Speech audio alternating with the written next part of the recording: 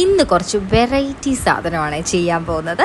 നിങ്ങൾക്ക് എത്ര പേർക്ക് ഇത് അറിയാമെന്ന് എനിക്കറിയില്ല. പക്ഷെ നമ്മൾ ചെയ്യാൻ പോകുന്നത് പാവയ്ക്ക് മുട്ടയും വെച്ചിട്ട് ഒരു അടിപൊളി ഫ്രൈ ആണ്.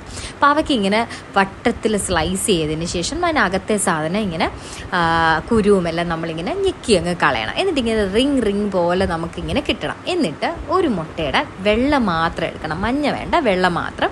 അതിലേക്ക് ഇഞ്ചി, കുറച്ച് ഇഞ്ചി ഇടുള്ളൂ, കുറച്ച് വെളുത്തുള്ളി, അതായത് ഒരല്ലി ഒക്കെ മതിയാവും വെളുത്തുള്ളി. പിന്നെ അതേപോലെ തന്നെ കുറച്ച് ഈ പറഞ്ഞ പോലെ ഉള്ളി, സവോള ഇടുക. അത് കഴിഞ്ഞിട്ട് അതിനകത്തേക്ക് നമ്മൾ ആഡ് ചെയ്യേണ്ടത് പച്ചമുളകാണ്.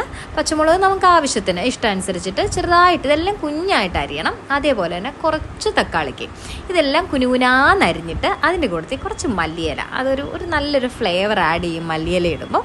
ഇതെല്ലാം കൂടെ ആവശ്യത്തിന് ഉപ്പ് കൂടി ഇട്ടിട്ട് നല്ലോണം മിക്സ് ചെയ്യണം. അതിൻ്റെ കൂട്ടത്തിൽ പൊടികൾ ആഡ് ചെയ്യണം. മഞ്ഞൾപ്പൊടി, മീറ്റ് മസാലയാണ് നമ്മൾ യൂസ് ചെയ്യുന്നത്. ചിക്കൻ മസാലയോ ഗരം മസാല ആണെങ്കിലും മതി. കുറച്ച് മുളക് പൊടിയും കൂടി ഇട്ടിട്ടാണ് ഇത് നല്ലോണം മിക്സ് ചെയ്തെടുക്കുകയാണ്.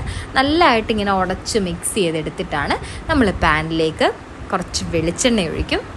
എന്നിട്ട് അതിലേക്ക് ഈ റിങ് ആയിട്ട് നമ്മുടെ ഈ പാവയ്ക്ക് അങ്ങോട്ട് വെച്ച് കൊടുക്കുകയാണ്. നല്ല ഭംഗിയാണ്. പക്ഷേ ഇത് വെക്കുന്ന കാണാൻ തന്നെ അതിങ്ങനെ ആ ബ്ലാക്ക് കളറിലെ പാനിൽ അതിങ്ങനെ സ്റ്റാൻഡ് ഔട്ട് ചെയ്ത് നിൽക്കുന്ന കാണാൻ തന്നെ ഭയങ്കര ഭംഗിയാണ്. എന്നിട്ട് ഇതിനകത്തേക്ക് ആ ഹോള് ഫില്ല് ചെയ്യുന്ന പോലെ തന്നെ നമ്മൾ ഈ പറഞ്ഞ മിക്സ് ചെയ്ത് വെച്ച് ആ ഒരു സംഭവം ഇതിനകത്തേക്ക് ഒഴിച്ചു കൊടുക്കുകയാണ്. അതിന് മുട്ടയും കൂടെ ഉള്ളതുകൊണ്ട് ഇതിന് ഭയങ്കരമായിട്ടുള്ള വേവിൻ്റെ ആവശ്യം വരുന്നില്ല. ഇത് കുക്കായി എന്ന് തോന്നുമ്പോൾ നമുക്ക് എടുക്കാവുന്നതേ ഉള്ളൂ. അങ്ങനെ തിരിച്ചും മറിച്ചു വിടണം. അടച്ചു വെച്ചിട്ടാണ് നമ്മൾ ആദ്യം വേവിക്കുന്നത്. അതിന് ശേഷം ഇത് മറിച്ചിട്ടിട്ട് ബാക്കി സ്ഥലം കൂടെ മുരിച്ചെടുത്ത് അങ്ങനെ നല്ല മുരുമുരാന്ന് നമുക്ക് കിട്ടും.